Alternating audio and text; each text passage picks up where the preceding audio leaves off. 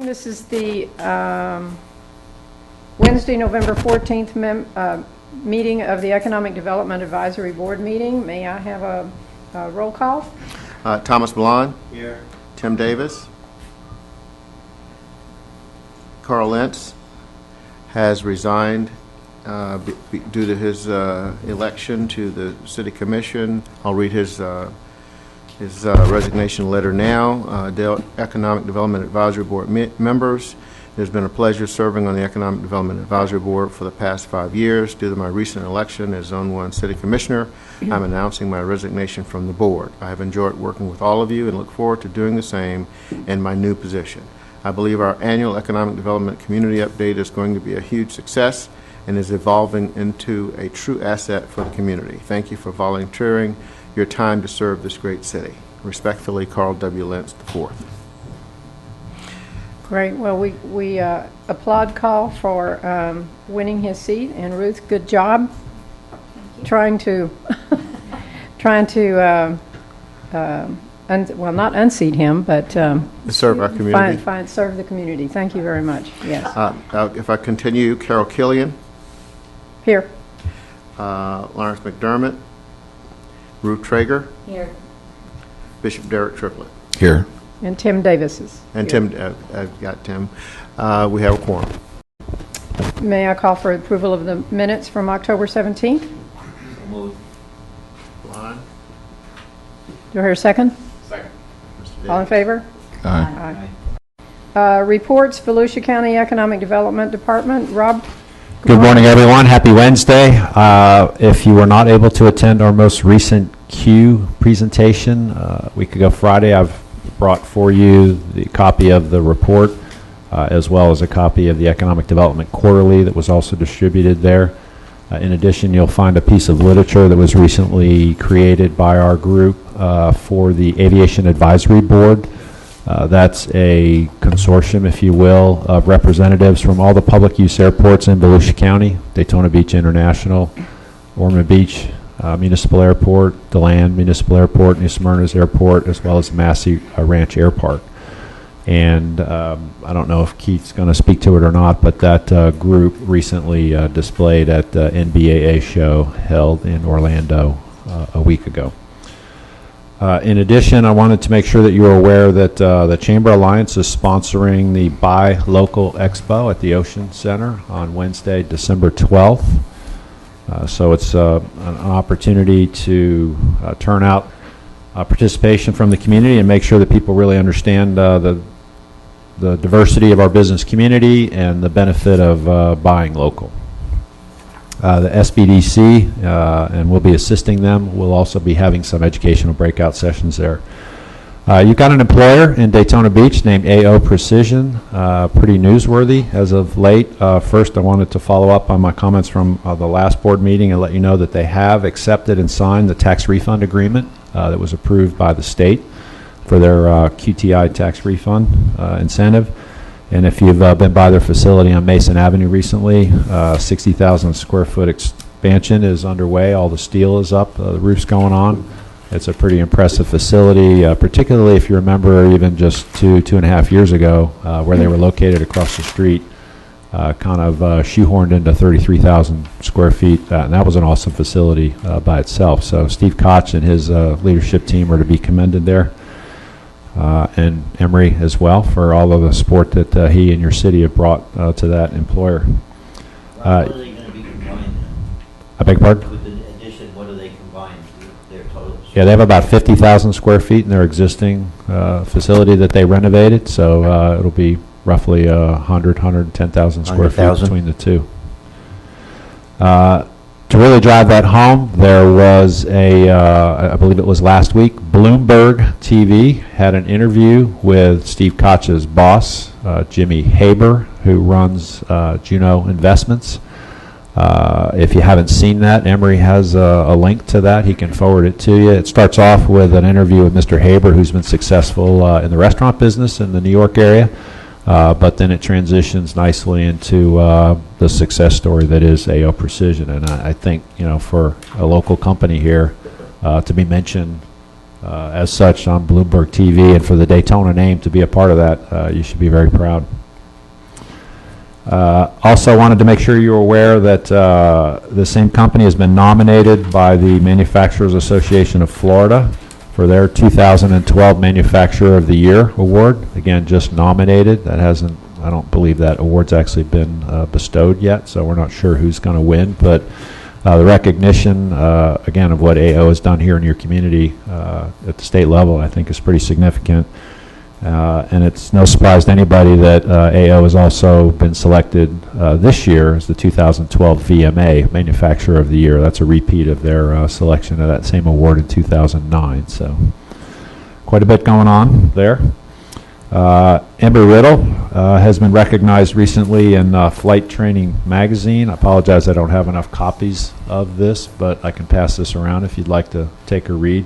The article speaks to unmanned aerial systems and upholds Embry-Riddle Aeronautical University, which we all know is the #1 aerospace engineering university on the planet, upholds that as one of the leading providers of education for unmanned aerial systems. In addition, the county is working with Embry-Riddle to extend an agreement that we have for them to do rocket motor testing at our county landfill. That agreement was originally negotiated about a year ago, so we're just looking to put a year's extension on there. To be clear, since this is on the public record, there's no vertical launch of rockets taking place here. This is a static test facility, and they're working closely with Lenny Marion at our landfill to do that in a way that's congruent with what the landfill needs to do. In addition, we all go up and down South Williamson regularly, and we see Teledyne Oil and Gas, their 50,000 square foot research and development building, their tilt wall building. All the walls are up, and they'll be, I understand, putting steel on there for the roof over the next, in the coming weeks. And the hope is that they can CO that building sometime near the end of first quarter 2013. So. Finally, just wanted to bring to your attention that UCF Business Incubator will be providing their quarterly report to our county council, not at tomorrow's county council meeting, but in 2 weeks on December 6th. And again, things are continuing to look successful at the incubator. About 11 companies, and I believe the report indicates that there's now 31 employees at those 11 companies. So the idea of an incubator, again, is to take startup companies and establish them in a way that they are more successful when they launch than they might be otherwise. And the statistics that Dr. Tom O'Neill and his group have for the University of Central Florida Business Incubation Program is pretty compelling in terms of the success rate at that. So thank you for your support of our efforts in economic development and certainly in the manufacturing sector here in Daytona Beach. That's my report. Thank you. Thank you very much. Any questions? Rob, what's the date of the Buy Local Expo again? December 12th. What time? I don't have it in front of me. I want to say it's 10 to 5, but I can get that information to Emory. Okay. And I should have mentioned that the following day, the Volusia Manufacturers Association is having their awards dinner at the Daytona 500 Club inside the Speedway. That's a 5:30 hors d'oeuvres with 6:30 dinner and awards. Emery, would you mind just emailing all of us some of these dates and times? Yes. I mean, I know that's probably not part of your... No, it's okay. I'd appreciate that, I'm yeah. making notes right now. Okay. Any other questions? Thanks, Rob. You're welcome. Mr. Keith, Yes. well, welcome to your first full-blown My real full- meeting, right? Full-blown. All right. Yes, and it's a pleasure to be here. Thank you. Keith Norton with Team Volusia EDC.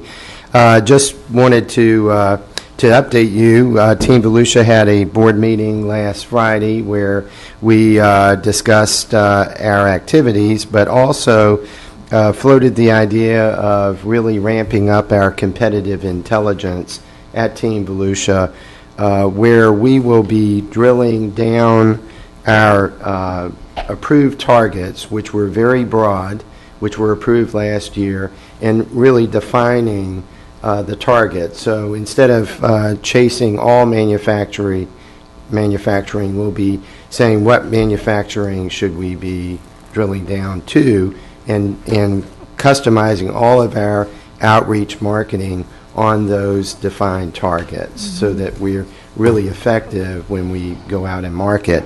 You know, you can't be all to everyone, so you have to really decide what we want to be based on what we have here to offer. Also, last Friday, November 9th, Carrie Smolin and I traveled to Atlanta and visited with 5 nationally acclaimed site location consultants, and it was for the purpose of familiarizing them with Volusia County, introducing Carrie to them, and also fact-finding their views of Volusia County. I was amazed. Embry-Riddle, I must say, has a global influence because one of the consultants, probably one of the top ones we met with, brother attended Embry-Riddle. So already he knew about the Daytona area and Volusia County. Another actually worked on the Frontier project in DeLand. So the knowledge of Volusia County was there. They're excited about our team ramping up, and so we do feel good about what we heard and what we told them in Atlanta. We will be doing other outreach missions to consultants, to clusters of consultants in the coming months. It's very important. They said we have to be top of mind, so if they're not seeing us and they're not hearing about us, they can easily forget us. So our plan at Team Volusia is to be out and be heard. Also, I just wanted to remind everyone that on Friday, December 7th, FP&L is sponsoring, and we are hosting Boyette Strategic Advisors for a morning seminar in Playing to Win in Economic Development. It is designed for leadership to come and hear about economic development and how to close deals. I would recommend that all of you that are available attend that session. It will be in our office at the International Motorsports Center. And we are doing that in conjunction with Enterprise Florida. Boyette Strategic Advisors is a nationally acclaimed consulting firm, both for site location and then also working with communities and economic development organizations. So it should be a very good program. Wow. What time did you 9 to 12. put that on your calendar, Emery? Yes, Sorry, Emery. that's okay. Rob? You Please. I was going to just say, when you come to that, it's upstairs, right? Or is it downstairs? Downstairs. Oh, okay, good. Downstairs. No security. So you just walk in, and it's the large room, but we would need your RSVP because we already have gotten a lot of acceptances, so we just want to make sure we have plenty of space. Great. But it'll be done by 2 of the top consultants with Boyette Strategic Advisors. Rob, you had a question? And just to add to that, it's been found that this seminar is very helpful to elected officials who make policy, who establish policy, and certainly at this point in time when we have newly elected officials who may not have Right. the background that Carl does in economic development. So, And we would like to ask your help in familiarizing them about the event. Okay. It would be very helpful Okay. for them. Yeah. Thank you. Emery, let us know whatever you want us to do. Yes, I got it. Well, that would be great, especially if our new mayor and the new commissioners and the old commissioners, I mean, Mhm. good Anyone point. that can come, and it Yeah. has been done, this program has been done around the state very effectively, and it really calls home to elected officials. Okay. And- Rob? and I'll just Please. add one more comment. Keith's too humble to say this, but I think the fact that you're having this seminar in December reflects in part Keith's reputation in the economic development community, his relationship with Boyette Advisors, as well as Lynn Pitts at FP&L. Yours is one of the early communities that will be hosting this event. So. Oh, great. Gosh. Thank you, Rob. And Good that's job. that's recorded, so Yes. I appreciate it. It's recorded and I may on have the to use record. that next year. But in the future, what you will be seeing, we are getting our scope of work ready, and we will, of course, present it to you.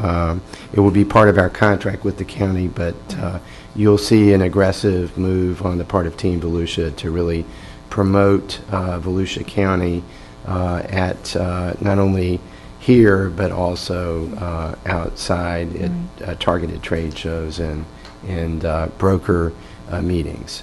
Great. All Thank right. you. Thank you very much. Any questions, comments? Thank you. Good job. Yeah. Thank you. Thank you. Daytona Beach Vision Foundation, Larry's out of the country. We did have another meeting. I had our meeting last night. We are moving forward on the health initiatives, which I'm sure you guys are tired of hearing about, but eventually we will have a lot of details. Bishop, I'll let you know when the next meeting, it'll probably be in the next week or so as far as that. And then a couple of train initiatives, a couple other initiatives that we're still working on. And we'll probably get with the new commission sometime in January is what we're planning. So, new business. Emery? Yes. We have two businesses today. The first one is Atlas. Atlas is a restaurant retail concern. They are proposing to locate at 1794 and 1796 West International Speedway Boulevard. And let's see, if we go to page 3, they're going to create about 64 jobs. The average salary is going to be $25,000. And let's see, their cumulative payroll over the 7-year period of the exemption, this is on page 4, is about $11,200,000. Number 6 on page 4, their percentage hiring goal for City of Daytona Beach residents is 20%. Let's see, their annual investment, which is 8, the cumulative total of their annual investment, the last figure there is about $3,542,000. Looks like this outfit is going to be a good fit for Daytona Beach. As you know, we like to have the high-paying jobs, but we don't want to forget about the moderately paying jobs as well. So that job, this business is submitted for your review and approval to take to the City Commission.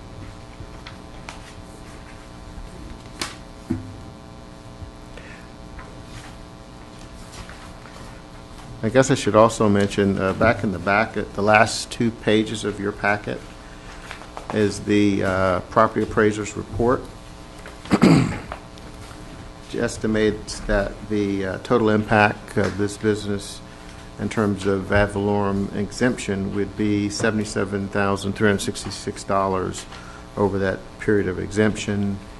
Again, it's all based on performance. If they don't perform, they don't get the incentive.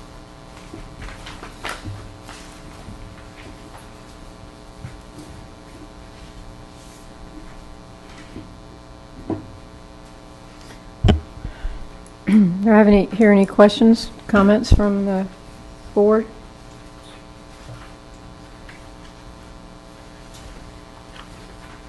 Do I hear, Only one Okay. question. Yes, ma'am. Why is the target only 20% for Daytona Beach residents? That was the minimum that this board said that it would accept. I'm sure it's probably going to be more, but they simply went with the minimum that this board set.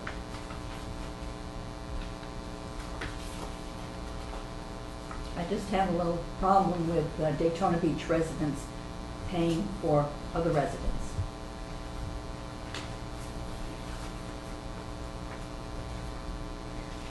well, that's just listed as a minimum, so we're hopeful that it'll be larger than that. So any other questions, comments?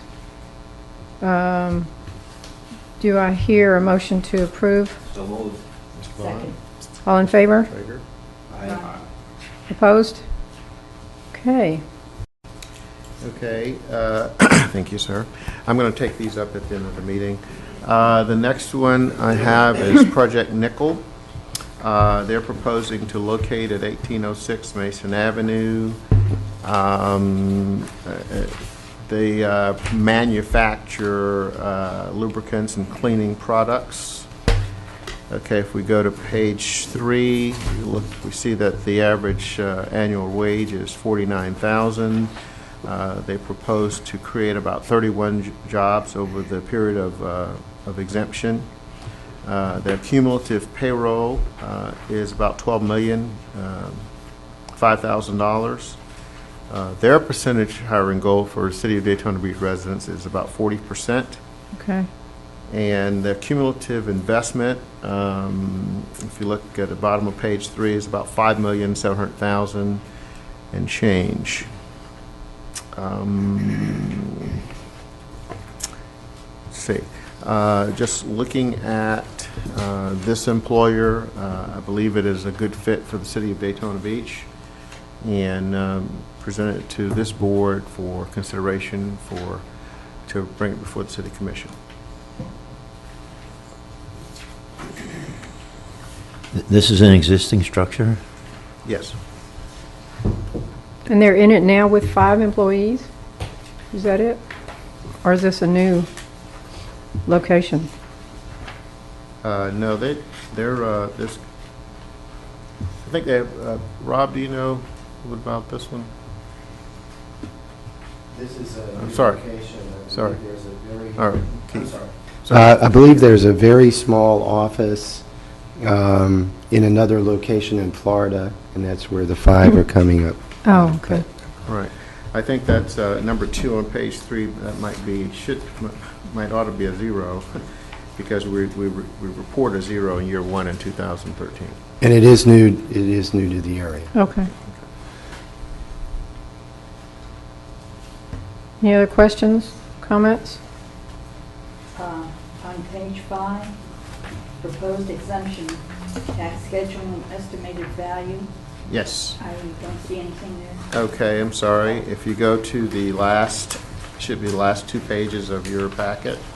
I apologize for not going through this. We have the property appraiser's report. Gotcha. Okay.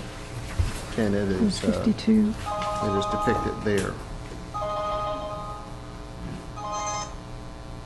It's interesting that $5 penalty. Yeah. For letting yourself Let you down. leave your phone on. That goes to the coffee fund. And Yes. On the major, Let me add this up for us. I'm unsure why it was written in this manner. Let's see. Clear this. And 15,586 plus 52308 is, the value is $67,894. Say that again. $67,894. They got quadrupled on the second offense. Yes. Okay. Okay. Comments, questions? Better deal than that one. What? Do I hear, Less cost to the city, motion. higher jobs, higher percentage. Motion. Right. Do I hear second? Is that Tim Davis? Yes. And second was Well, actually, Ruth Ruth. made, and then I guess Tim Oh, I second. think you're recording the comments. Oh, okay, comments? All in favor? Aye. Aye. Opposed? All right. Thank you very much. Thank you very Sure, much. Rob. I just wanted to make sure y'all understood that County Council will be considering providing 20% local financial support for the QTI portion of this Oh. company's application tomorrow at County Council. And so we appreciate the partnership. The City of Daytona Beach is willing to consider the 20% local financial support for the Brownfield redevelopment bonus portion of the overall incentive application. And thank you to Dr. Sharples and the CEO Business Alliance for creating this relationship and bringing the opportunity to our area. Dr. Sharples, are you here for this? would you like to give us some more insightful information now that we've already voted it? Well, it's an exciting company, and I want to thank Emery and Rob, and Keith is a great addition. And what he's going to do to really drill down on our prospects is really going to be extremely helpful. My job is, my sponsors have directed me, is to do direct solicitation. I just did a tally yesterday, and we did 459 phone calls to different companies in Wow. New York, Illinois, over the last 2 months. So, so we're out there banging away and knocking on doors. And what he's going to do is really help us define, refine where and how to make those phone calls, so we're not all over the board. And along with Embry Riddle, I think it's going to be great. This company is an exciting company. It kind of fell into our lap, really. And the reason they're interested in Volusia County is because they are developing this really strong relationship with NASCAR. NASCAR's got this great green initiative underway.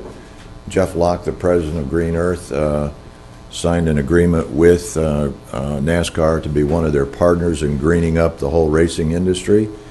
Ben Kennedy, who is Lisa's son, is sponsored by Green Earth, and so if you see his car, you'll see a big green G on the side of it. That's these guys. Their corporate office will be here, which is another huge move in the right direction. They refine these oils now in Oklahoma. They ship them to Chicago and blend them and bottle them there, and then they distribute them out of Chicago, and the cleaning products are made in New Jersey. So hopefully all of that eventually ends up in Volusia County, and that's going to be huge. Right now we're not Wow. talking to them about the cleaning products because that's still a New Jersey-based thing. So if we can get the blending, or the blending, the packaging, and distribution here first, that's the 40 jobs you're looking at. But then I think it has the potential to really grow beyond that. It's a publicly traded company, and interesting group of New York board members. The chair of the board up there is a guy named David Buico, who owns about 1 million square feet of commercial real estate. Point being, there's a huge financial commitment behind this board to make this happen. So I think it's going to be good eventually. It's going to really be some wonderful things. Great. Yes, ma'am. What is their symbol? It's a big G. No, I mean on the, you said it's. Well, I can tell you, I got it on my, On your phone? just happened to watch it.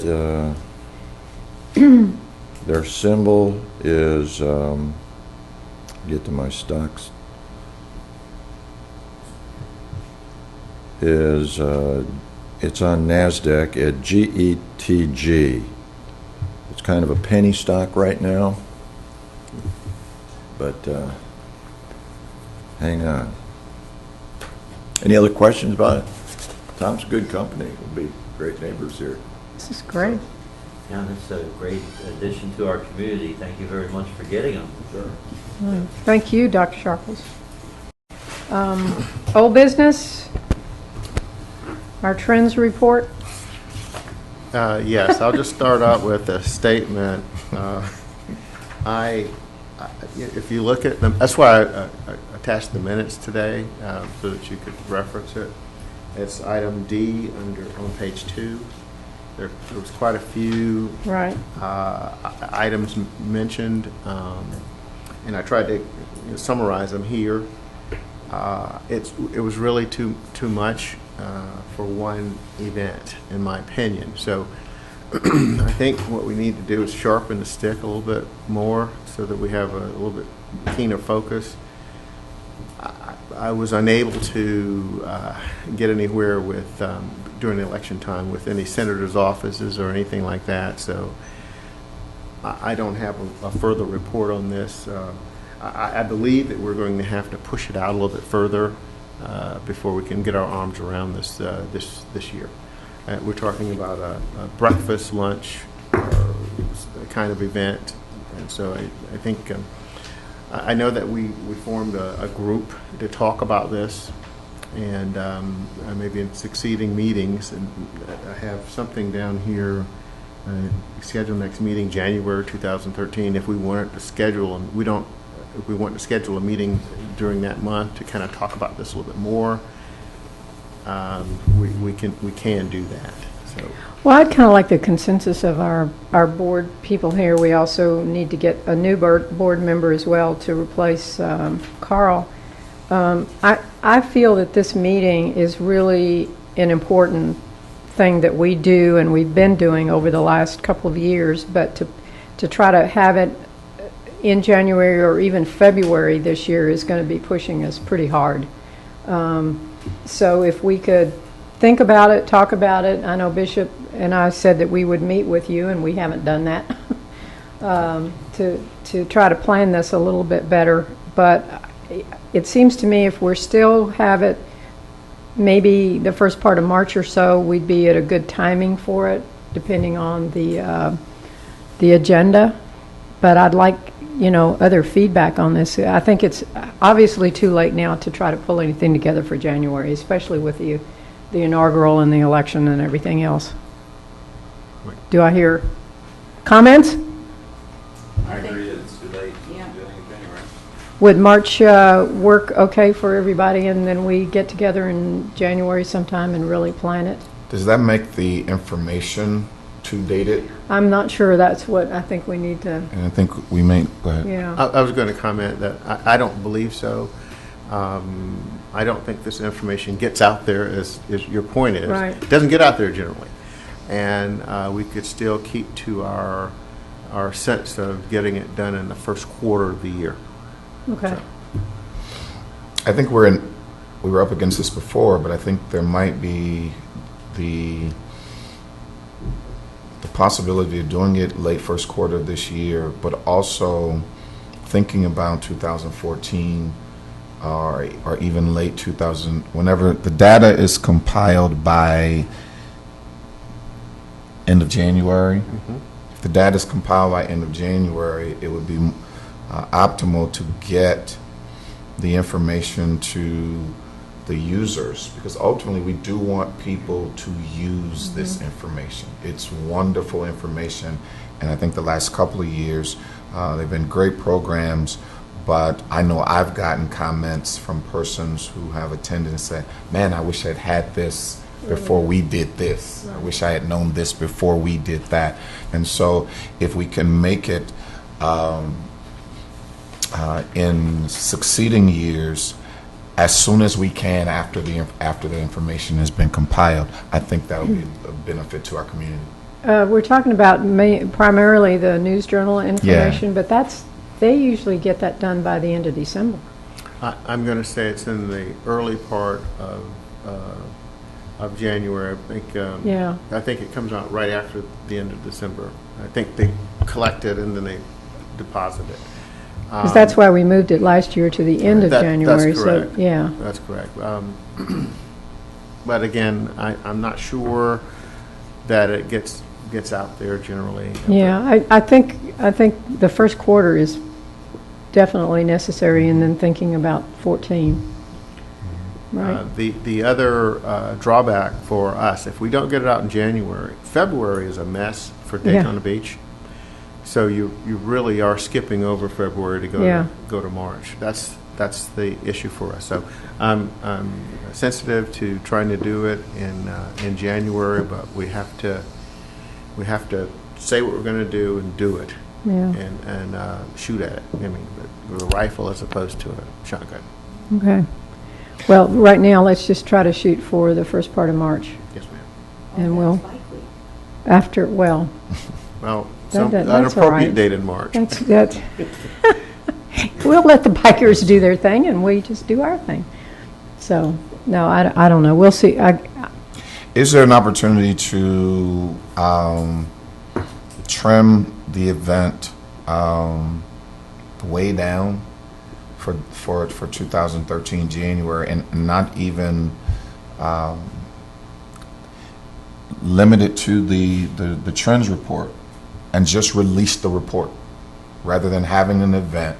Let's That's just not release the information. Yeah, not a bad thought. Economic Development, City of Daytona Economic Development Advisory Board, and if we've got a database, or if we can send out, a palm card to particular persons that we know, we want to get this, and just release the information end of January this year and begin planning for the event for 2014.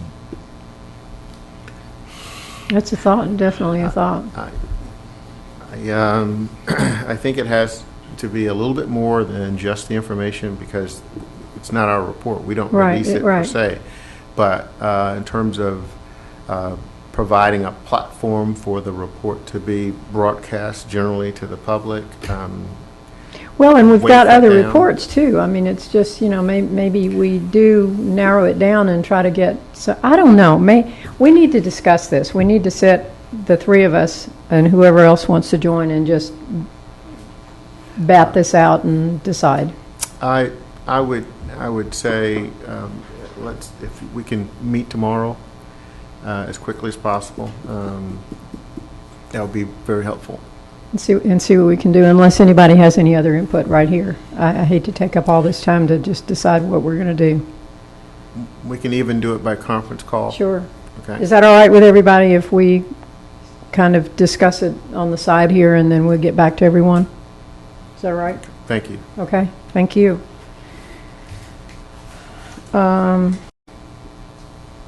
Citizens' comments? We have some folks in the back.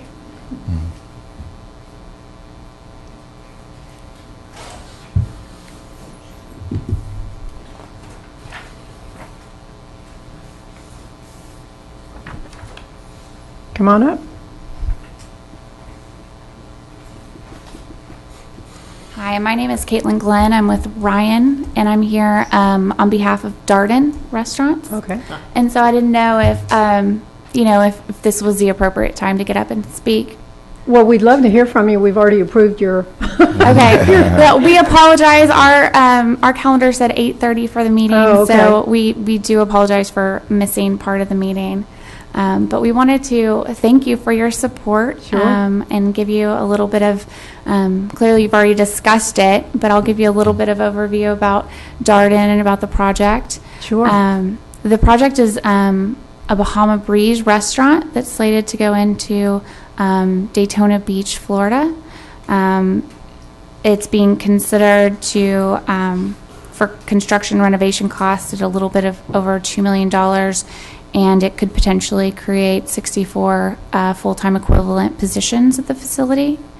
Darden is it's a holding company for a bunch of different restaurants. They have Red Lobsters, Olive Garden, Longhorn Steakhouse, Capitol Grill, about 2,000 restaurants across North America, and they employ over 190,000 workers in North America.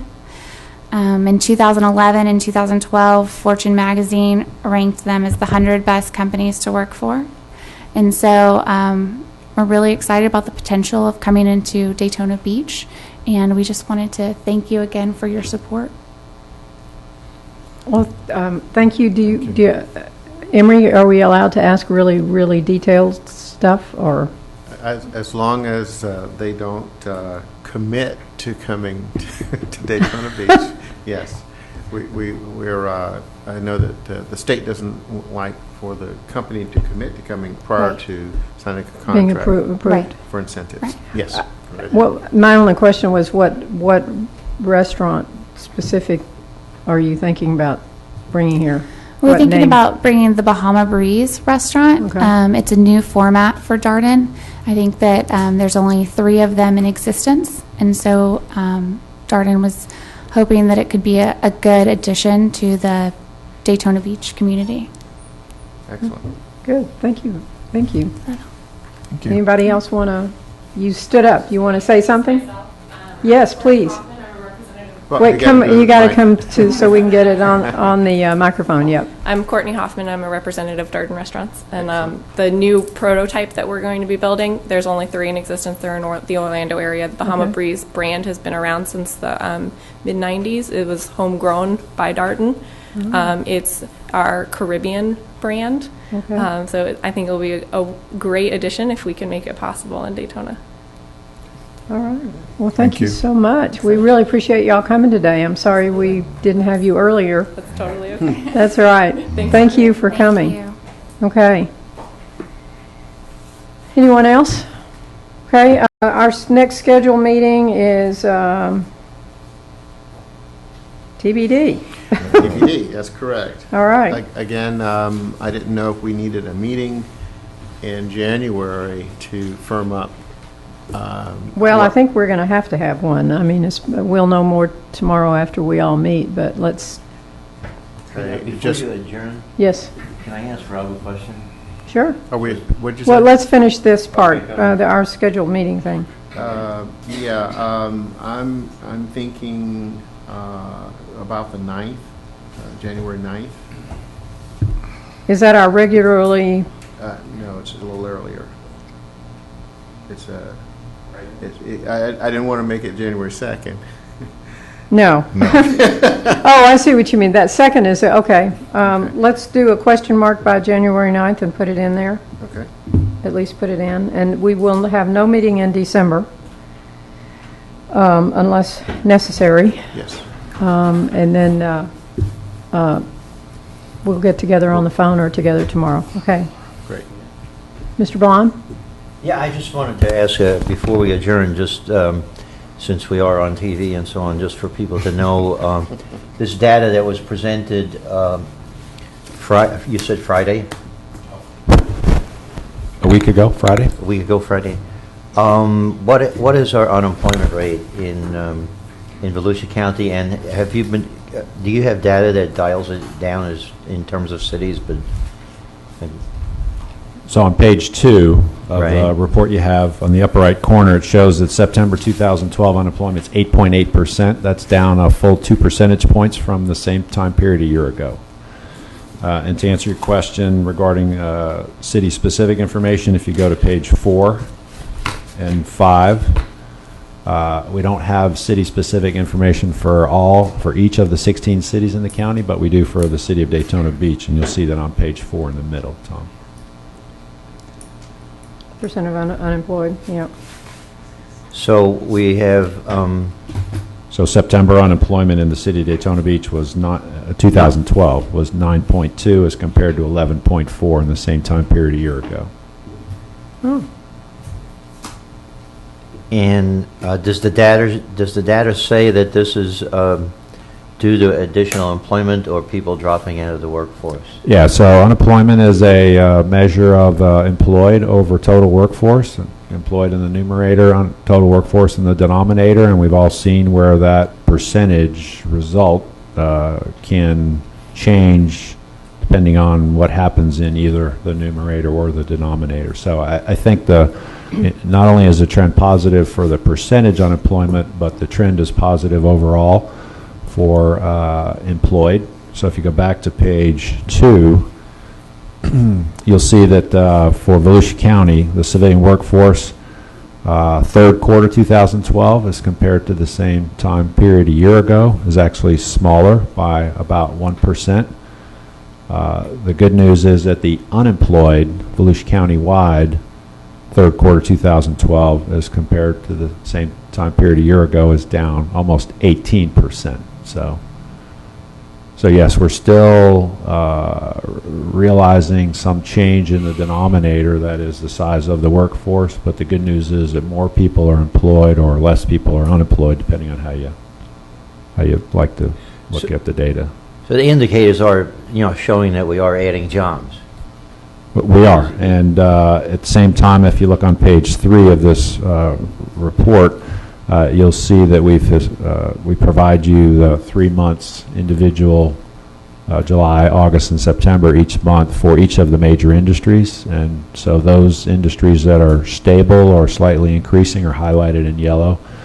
And if you were to take this same report that was provided to the community a year ago, you would not see most of the industries highlighted in yellow.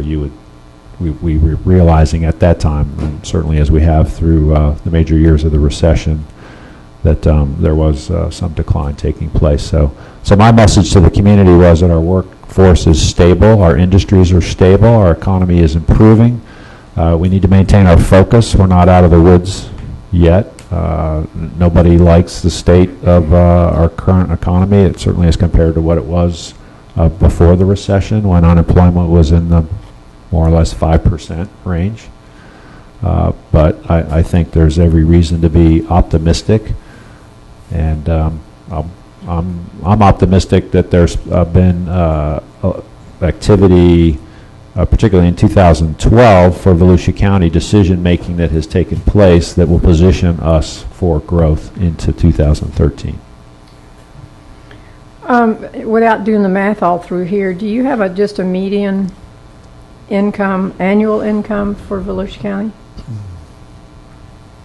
I don't believe we have that in this report. You don't have it in here, I The don't number see that it. the state uses for incentive calculation purposes, they establish in the month of December of the prior year, so December of 2011, they established a number that would be used through the course of calendar year 2012, and that number is 32,274. Okay. I'm anticipating in the next month that Enterprise Florida will publish a new number that will be used for incentive calculation purposes for the calendar year 2013.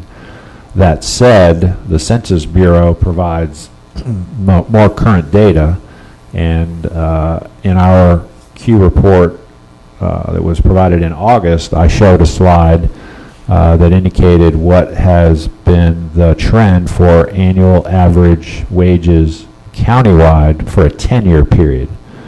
And that number is up almost 30%, from somewhere in the $25,000 range in 2003 to, again, roughly 32.5 in the 2011 time period. So the trend is a good trend. As soon as I say that, someone will say, yes, but our annual average wage is not what, Seminole County's annual average wage is. And that's a fair observation. I think that we can use that to our benefit. I know that Keith understands that. I know that Dr. Sharples uses that regularly as part of their pitch to, well, why should a business consider Volusia County?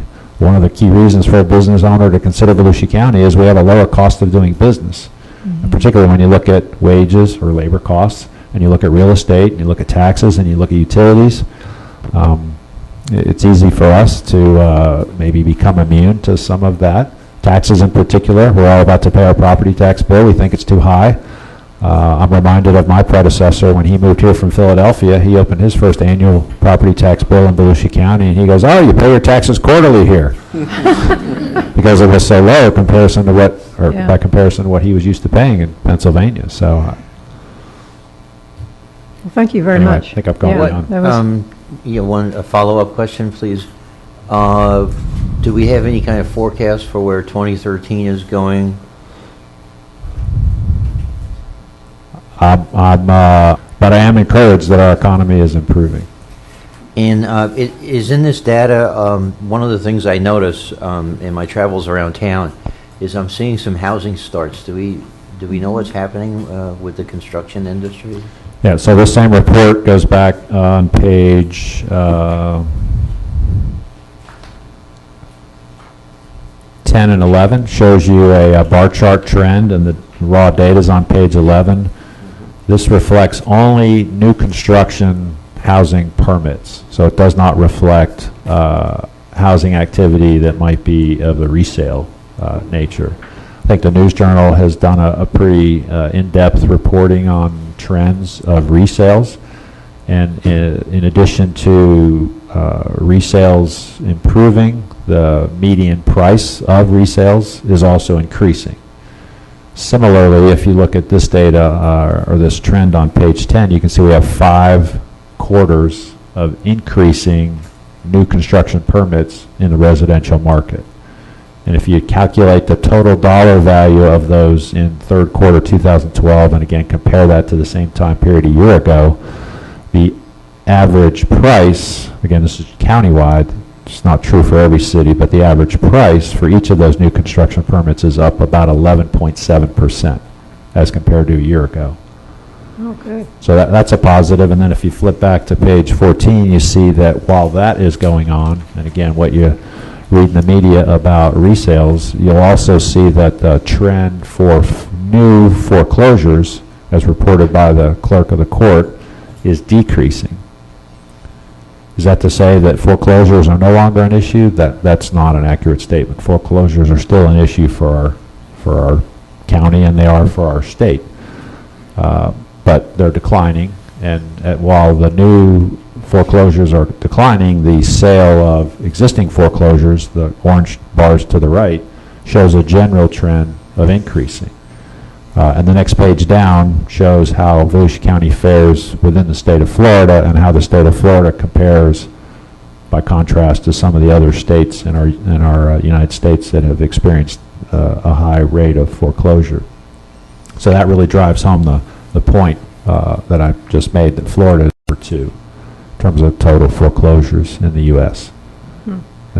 And that will continue to be an issue that dogs our economy locally and in the state. Keith, you want to say? Yes, I just wanted to, you were talking about the economy next year and what we have to expect.